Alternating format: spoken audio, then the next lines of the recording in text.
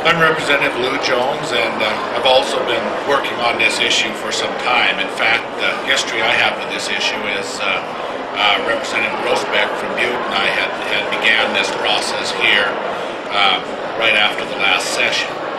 And I guess there's a couple things I'd first like to clear up here. Is first, the issue that this appeals and litigation gaming process has only been used to prevent coal development is not the case. It's being used across the board by folks that are comfortable gaming the process to prevent all forms of development. Essentially, the way the system works is the developer goes through a long and arduous process to get a yes permit from the DEQ. And in that yes permit, it lays out what has to be done in order to meet the permit. And upon receiving this yes permit, what begins is basically a state of no. The gamers then recognize that through the filing of numerous appeals, timed litigation, and working the system, they don't have to be filed. The litigation appeals does not have to come out in their favor. It simply has to extend long enough that financing dries up. And once the financing leaves, the project is basically dead.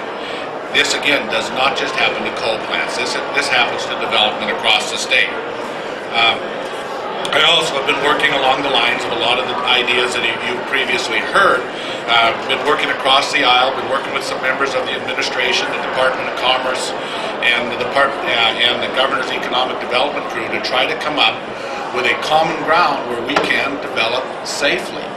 And what I'm hoping is of the ashes that represent Southern Montana Electric, the political will arise to recognize that we need to address this issue if we are going to develop any forms of energy industry anywhere in the state.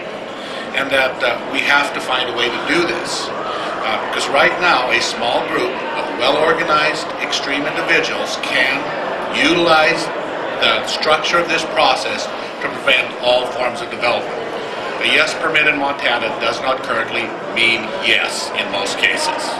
Thank you.